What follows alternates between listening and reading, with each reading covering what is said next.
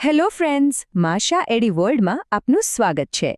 આજે છે ને આપણે એક બહુ જ સરસ સરકારી યોજના વિશે વાત કરવાના છીએ, જેનું નામ છે વહાલી દીકરી યોજના. આ યોજના ખાસ દીકરીઓના ભવિષ્યને ઉજ્જવળ બનાવવા માટે બનાવવામાં આવી છે. તો ચાલો આપણે ઊંડાણમાં સમજીએ કે આ યોજના શું છે અને કોઈ પણ પરિવાર માટે એ કેવી રીતે મદદરૂપ થઈ શકે છે. તો સીધી વાત પર આવીએ. આ યોજનામાં છે ને દીકરીને ટોટલ પૂરા 1,10,000ની મદદ મળે છે.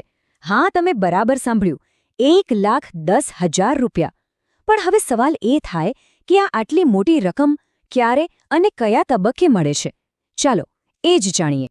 જુઓ, આ જે પૈસા છે ને એ તમને એકસાથે નથી મળી જતા. એ દીકરીની જે આખી સફર છે એના ભણતરના અલગ અલગ સ્ટેજ પર મળે છે. તો ચાલો આ આખી ફાઇનાન્શિયલ જર્નીને સ્ટેપ બાય સ્ટેપ સમજીએ. તો આ સહાય છે ને એ મુખ્યત્વે 3 ભાગમાં વહેંચાયેલી છે. પહેલો ભાગ ક્યારે? જ્યારે દીકરી પહેલા ધોરણમાં એડમિશન લે ત્યારે. બીજો ભાગ જ્યારે એ 9મા ધોરણમાં પહોંચે ત્યારે. અને ત્રીજો, જે સૌથી મોટો ભાગ છે, એ દીકરી 18 વર્ષની થાય ત્યારે મળે છે. એકદમ સિમ્પલ છે, રાઈટ? ચાલો તો હવે પહેલા સ્ટેપની વાત કરીએ, જે એના પ્રાથમિક શિક્ષણ માટેનો સપોર્ટ છે.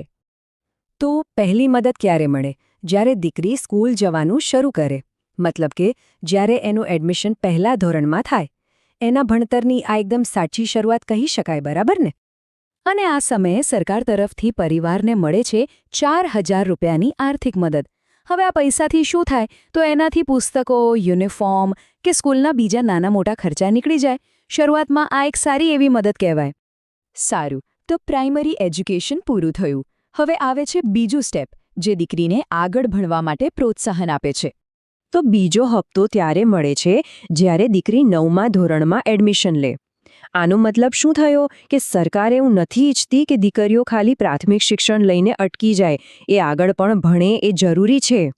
અને આ સ્ટેજ પર છે ને મદદની રકમ પણ વધી જાય છે. અહીંયા મળે છે પૂરા 6,000 રૂપિયા. તમે જોયું, જેમ જેમ દીકરીનું ભણતર આગળ વધે છે એમ મળતી મદદ પણ વધતી જાય છે. કેટલી સરસ વાત છે.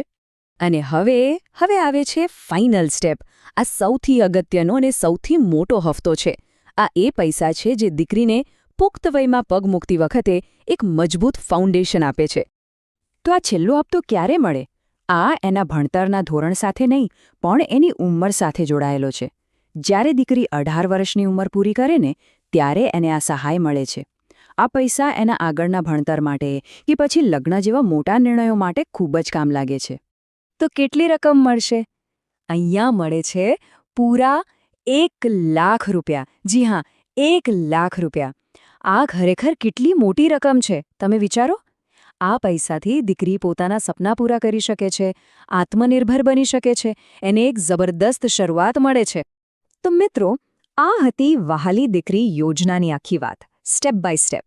આ એક એવી યોજના છે જે સાચા અર્થમાં દીકરીઓના ભવિષ્યને સિક્યોર કરી શકે છે.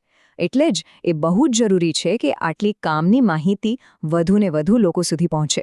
તો આ માહિતી આપણા બીજા મિત્રોને પણ મોકલજો. તમારા આસપાસ, તમારા ગ્રુપ્સમાં, જ્યાં પણ તમને લાગે કે કોઈનાની જરૂર પડી શકે છે, ત્યાં સુધી આ વાત પહોંચાડજો.